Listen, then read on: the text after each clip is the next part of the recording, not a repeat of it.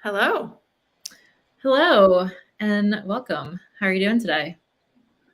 I'm good. The sun has finally poked through, but it's really cold here. So I'm trying to not turn on my heat. Well, this is our first non-official first day of summer or first week of summer after Memorial Day. And first YouTube live since then. So hopefully our live today will be a little bit more, there will be more sunshine involved compared to our winter editions. Yeah, but we're going to be talking about restricted stock units and taxes today, which, comes up all the time in the work that we do and never ceases to amaze me how many times we get asked some variation of these questions. So we're going to kind of go through a little bit of just the basics on restricted stock units and taxes and how to think about them. But my name is Danica Waddell, and I am the president and founder of Xena Financial Planning. And I'm joined by... And I am Mariana Llamas, and I'm an associate planner at Xena Financial. Yes. And so primarily our clients are women and men, but largely women in the tech industry. And so many of our clients are receiving some form of equity compensation. And the most common of those is restricted stock units, or RSUs. So, we're not going to do a deep dive into exactly how they work. But primarily we will be talking about the taxation. So that is something, like I said, that we hear about over and over and over again, is how are they taxed? Yep. And just like a quick overview, if you are just brand new to like, what is equity compensation? What are we talking about? I mean, basically equity compensation is it's an additional form of way that a company can incentivize their employees to stay working at their companies. So when it comes to equity compensation, think about it like a bonus. So instead of a bonus, you would receive the bonus in the form of stock, which would be ownership in the company. So there are a bunch of different types of equity compensation, but for this conversation, we're just talking about one of them, which is restrictive stock units, RSUs. So if you hear us say RSUs, we're referring to restrictive stock units. So RSUs for short. Yeah. So again, many of our clients receive RSUs as part of their compensation package. So you might get a salary, you might get a bonus, and then you might also receive RSUs as part of your package. That's a really common kind of breakdown of a typical package. And so, again, just really high level, just a little bit of the mechanics of how RSUs typically work. So when you start working at a company, let's say you get a job at Meta or Amazon, you get hired, X is your salary, and we will also grant you a certain number of RSUs, and they will do something called vesting. So vesting just means, they've granted you a certain number of shares on day one, but you don't get access to them all at once. So they vest over a period of time.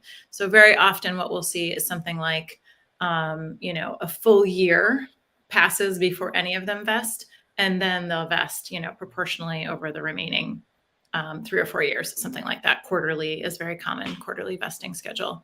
And the reason why they do that with vesting is because they want you to stay. So, if you leave,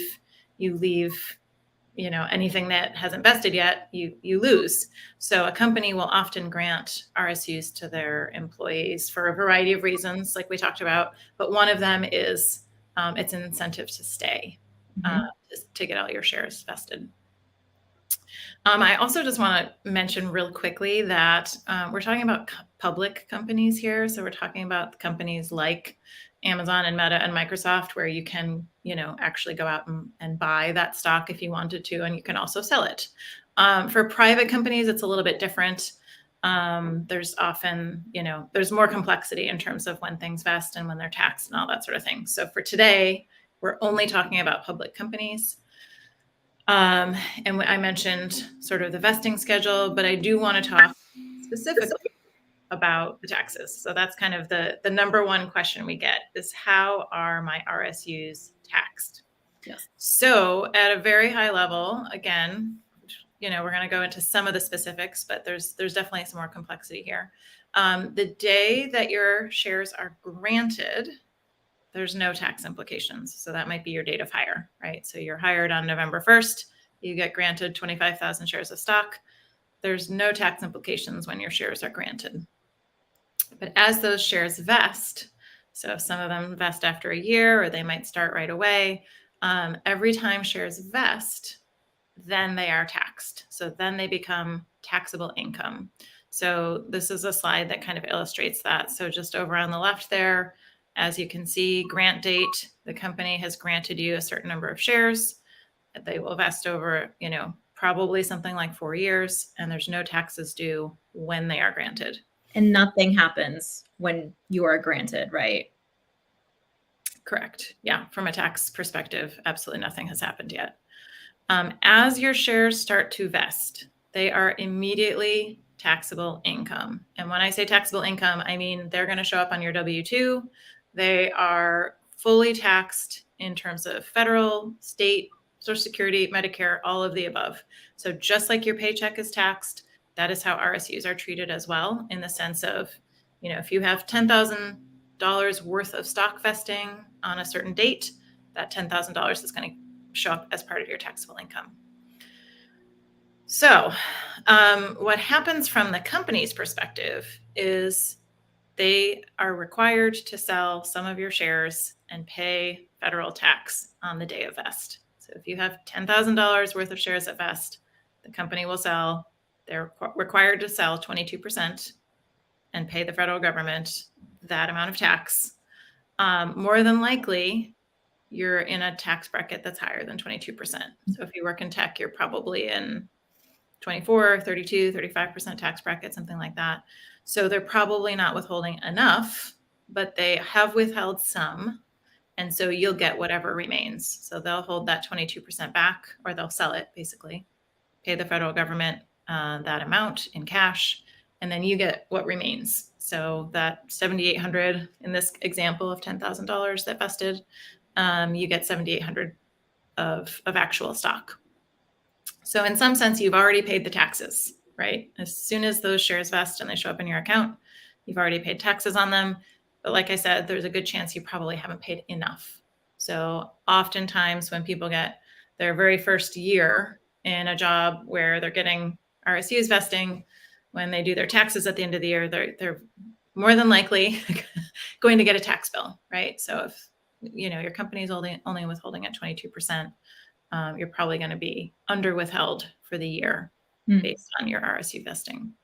And this is regardless if you sell the stock or not. Yes. You are still going to owe those taxes. And Yep. I think this is when a lot of people get confused or surprised at the end of the year when they're filing their taxes. And it's like, wait, I actually owe additional taxes. How if I haven't even sold any shares? So regardless if you are going to sell it or keep it, whatever your plan is, the taxes will be owed no matter what. And like Danica mentioned, 22% being withheld by the company automatically, that's usually like the default. But sometimes you do have the option, again, depending on the type of company, that they do allow you to increase that withholding.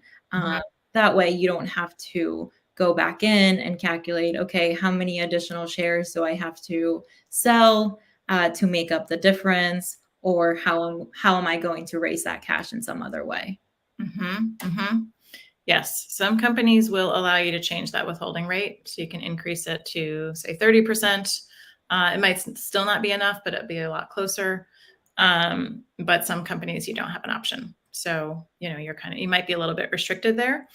But either way, even if you can't change it or increase it beyond the 22%, you can still plan for whatever the expected tax bill might be. And so we help our clients sort of project out what that's going to be and set that money aside throughout the year. Again, it's going to be due regardless of whether or not you sell the RSUs. Okay. And then just briefly, I guess, do you want to go into, before we continue on the conversation about taxes? When any shares do vest, it seems like this is like the time when you do have decisions to make. Are Mhm. you are you withholding enough? And if not, how much more do I owe? And that's the conversation that we just had. And then two is, what do I do with the shares? Do I sell all of them or do I keep it? Yeah. So, for the sake of this conversation, this is just very general information. So we're not providing specific investment recommendations to people, but for the most part, our general advice to our clients is to sell their RSUs when they vest, and if possible, to auto sell. So again, not everybody allows this, but for some companies, you can actually, check a box and just automatically have all of the RSUs sell every time that they vest. And there's a couple of reasons why we would recommend that. Number one is it's simple. So one thing that we see with people who have company stock and RSUs, and they start to accumulate a lot of those, and now they've got shares that have vested over a period of many years at different prices. It gets really complex, and trying to decide what to do with them and which ones to sell and all of that and different tax ramifications. It's complex. So the simplest thing to do is to sell them as soon as they vest and put them somewhere else. Again, that's going to be very dependent on your situation, whether or not you're saving for different types of goals and exactly where that money will go. But it's just very, very easy. And it takes a lot of the emotion out of things to just, it's an automatic thing. And then you can divert the proceeds to the different areas that you're saving for.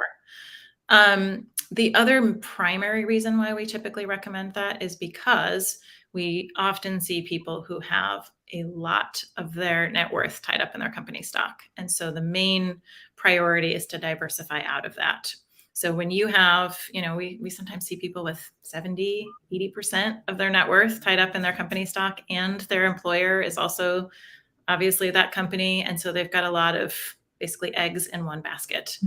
Sometimes both people in the relationship work at the same company. So that's like another layer on top of it. So what the objective is to diversify the person's portfolio and just, take some of the exposure out of being so concentrated in a single company stock. Because what we've seen over the past year and a half is a lot of tech stocks have lost significant amounts of their value, like 70, 80%, things like that. Many of them are starting to come back in 2023. But over the last year in particular, in 2022, so many of the tech stocks were down significantly. And by being concentrated in one single stock, that sort of exacerbated that problem and made the impact on a person's financial situation was therefore much worse. And a good question to ask yourself would be, if you received a bonus from your employer, would you turn around and buy the company stock? And if it's no, I mean, most people say no, then maybe that's an indication that selling some of the RSUs would be the best option for you. So that's another way to think about it. So now going back to talk about taxes and RSUs, what if you do keep some shares, or maybe all of them or a portion of it? How do taxes play into that when you do hold on to your shares? Right. So, great question. So we've already talked about what happens the day that those shares vest. So, as of that day, they're fully taxable. They're part of your taxable income. So what that does is it sets your cost basis in the RSU. So what that means is your cost basis is just what was the value on the day that they vested. So, you get some Amazon shares and they vest at $110 a share. That is your cost basis. And so from there, anything additional, if the stock goes up or down, you're going to pay potentially more tax on the growth from that cost basis. So if you're granted some Amazon shares at 110 and you turn around and sell at 120, you've gained $10 a share. So that gain is now taxable. So it's going to be taxed at a different rate, though. So you're now talking about capital gains. And so your capital gains rate will be dependent on your income. So it could be anywhere from 0 to 20%. But you will pay additional taxes, or the stock could also go down, and then you would have capital loss. So, but anything from that day of vest going forward is going to be taxed at your capital gains rate. Yeah, perfect.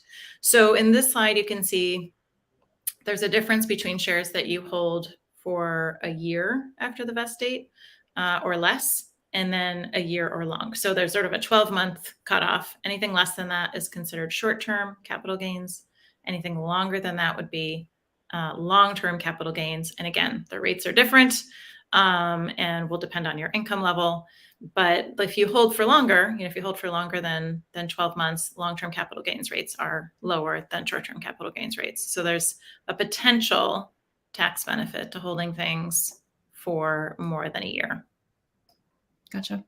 Yeah. Of course, if you hold things for more than a year, it's risky, volatile, the more chance the stock price could go down. So a lot of times I hear people say that they want to hold their RSUs for a year after they vest to get long-term capital gains rates. And that sort of misses the point a little bit, in that you're paying tax on them the day they vest. So if you sell them the day that they vest, you're basically, that tax, you're not really paying capital gains of any description. Once you've held them longer than the day that they vest, now you are paying short, or like I said, short or long-term capital gains on anything from that vest date.